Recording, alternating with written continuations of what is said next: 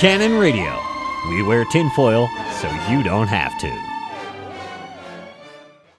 Hello. I'm Theodore Shamahl, and I'm speaking to you from the bridge of the Canonn megaship, Gnosis.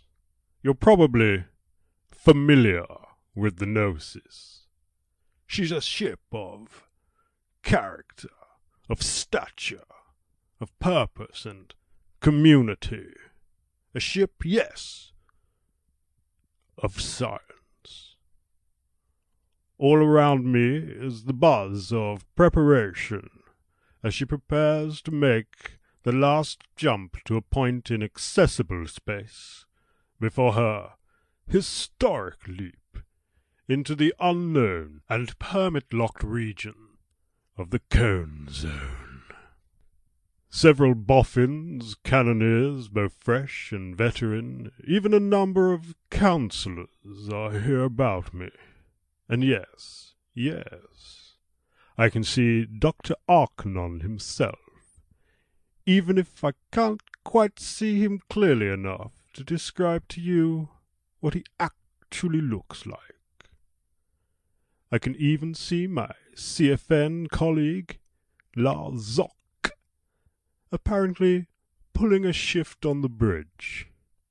We're all here awaiting this, the penultimate jump prior to entry into the Cone region. One could almost believe that with this many Canonn top brass present, we must surely be making the historic jump itself. There's a truly magnificent air of occasion here on the bridge.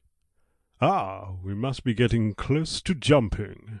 They're passing around the ceremonial gin and traditional biscuits. Hey, Ted. Is that really how you're covering this? I beg your pardon? Ted? It's Theodore Shamahl. Sadly, yes. Yes, it is, and yes, you are. I'm being spoken to by senior CFN broadcaster Larzok, wearing a dashing uniform that befits the gravitas of this. What? I'm doing a broadcast here, Larzok. And what event exactly do you think you're covering, Ted? It's not an imperial wedding. We're all stuffed on the bridge because the ship's crammed to the gills with supplies and freeloaders from... welcome guests from across the Commander community. And what's with giving the impression we're jumping into permanent locked space? People deserve facts, Ted. Facts. Are you sure you're even canon with an attitude like that? Permit locks. Come on. I think I'd better do this broadcast. Give me the mic. Pardon? No, I'm Theodore Shamahl. No, get off, it's mine! I'm Theodore Shamahl, and Larzok is trying to snatch my microphone. Give it here, Ted. Ow! You scratched me. Can somebody get this guy off the bridge? I'm Theodore Shamahl, damn it, and I'm being escorted by security from the bridge of the Gnosis by none other than the elite forces of the tinfoil berets. Their uniforms are a piquant shade of orange, and their expressions are flinty. Yes, flinty. I'll get you, Larzok. And that was Theodore Shamahl, everyone, former CFN announcer, and I'm Commander Larzok, and welcome to special coverage of the Gnosis' Pilot Federation-defying jump into the Cone sector.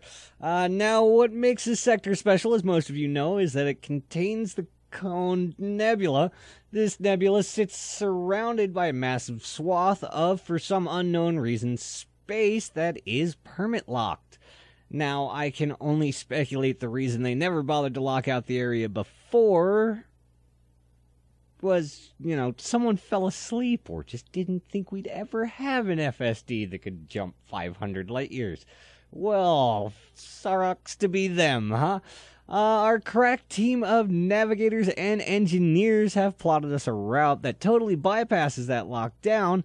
Well, as of earlier this week, it seems someone in the Pilots Federation Permitting Department looked up from their bureaucratic days at the news of our planned jump and locked out the entire region, citing clerical oversight in the previous unlocked status of the sector. And Aegeus has also jumped in and has mentioned on the heels of this region locking that they have somehow discovered that a powerful new variant of Interceptor, the Hydra, is coming from this region of space.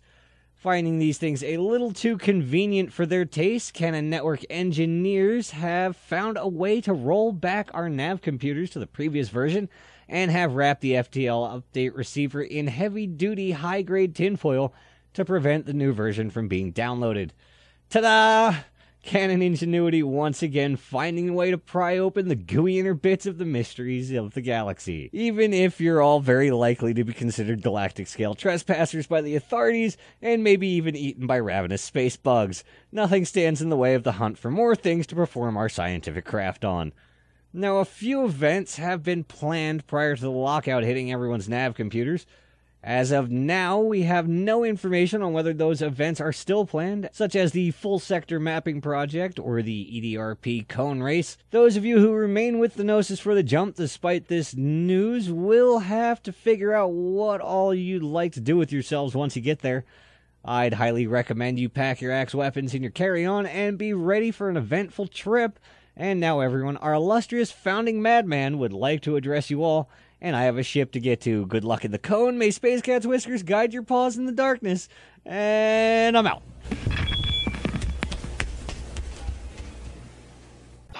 Today we stand on the edge together, as we have so many times before. There are those who do not want us to take this leap of faith into the unknown.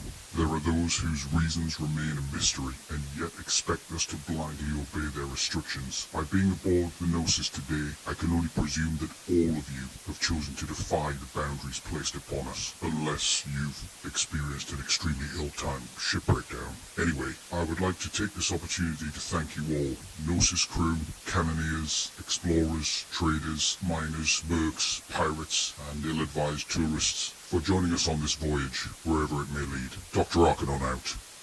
Hello, I'm Theodore Shamahl, formerly of CFN, and having hijacked the reserve studio. I'm here, my friends, to tell you the truth through the medium of song.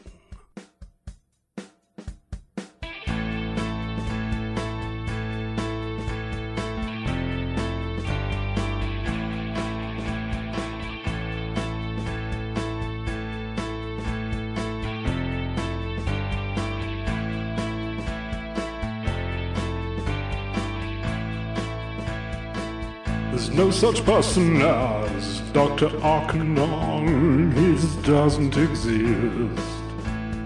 And though the council swears blind that he does, well, there's no proof of this, or that he ever did. And while that scoundrel Larzok insists that the Canon's mission is legit, here to tell you that everything he says is just a pile of... Oh, they've cut the power. I'll get you, Larzok.